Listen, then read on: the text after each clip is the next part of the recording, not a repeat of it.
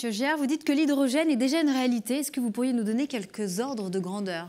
Alors, je vais commencer par un chiffre, fois 8. On estime que d'ici 2025, il y aura 8 fois plus de véhicules à hydrogène sur les routes. Donc on passerait de 50 000 dans le monde aujourd'hui à plus de 400 000 demain. Et 2025, c'est déjà demain, c'est seulement le début de l'accélération. Donc si on regarde la mobilité hydrogène au sens large, au-delà de la voiture, c'est des dizaines de millions de véhicules qui seront sur les routes en 2050. Et à ce moment-là, j'espère que l'hydrogène sera une évidence, voire un non-sujet. Donc on est au début de la courbe, l'aventure ne fait que démarrer, c'est ça qui est extrêmement motivant.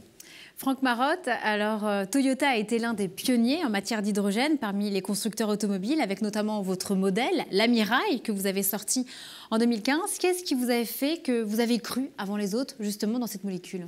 Alors, il y a 25 ans, Toyota a commencé par croire dans les voitures électriques, puisqu'on a commencé à faire des véhicules hybrides à ce moment-là avec la célèbre Prius. Et puis, petit à petit, chemin faisant, on s'est fixé des objectifs extrêmement ambitieux. On en a désormais un qui est d'être zéro émission complètement en 2050, et puis progressivement de ne vendre que des véhicules neufs qui soient zéro émission également.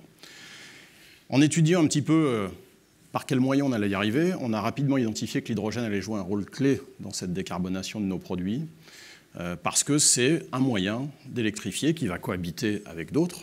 Les batteries joueront également leur rôle. Mais en tout cas, lorsqu'on vend des voitures, on essaye toujours d'étudier les besoins des clients et puis leurs moyens. Et on a la conviction aujourd'hui que l'hydrogène répondra à une partie des besoins sur une partie des segments de la mobilité.